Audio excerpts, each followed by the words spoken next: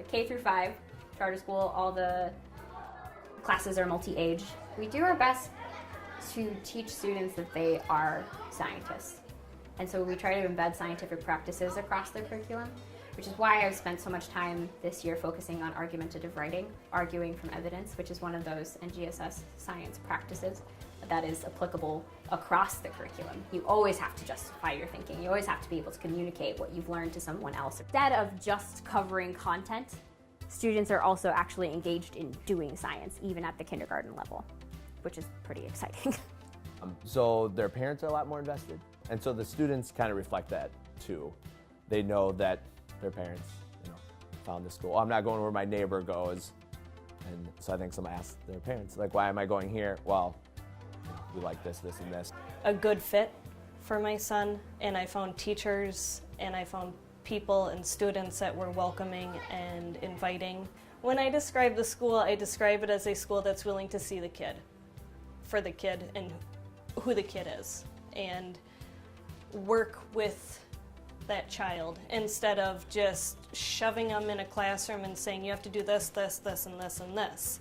If the child is struggling in an area, then they put more effort and focus there, and if a child is excelling in a certain area, then they are more than happy to work with them and send them up so that they can keep excelling in that area.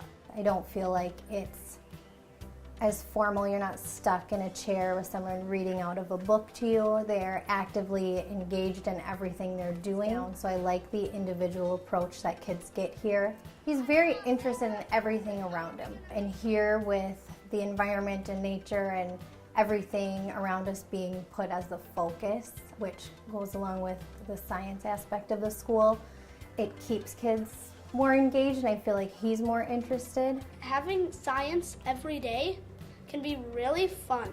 Sometimes for science we do phenology outside, where we pick a spot and that's our forever spot. Phenology is just a good time to go outside and relax and look for things and actually learn at the same time.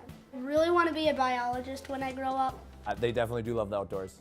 Very rarely will you get a kid, even when it's downpouring, saying, we're going out in the rain. They're like, put their stuff on and they go out. They're just very open to all that. Favorite part of the day is science, and I love when we get to build things in science. You might see kids talking to one another, collaboratively solving problems. They might be drawing or painting or some other artistic representation of making a model to display any sort of science concept that we're learning at the time.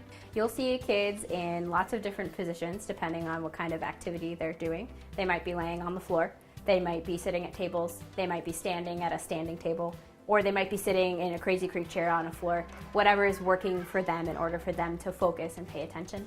I want them to take away a sense of agency, that they can tackle the problems in front of them using the tools that they have.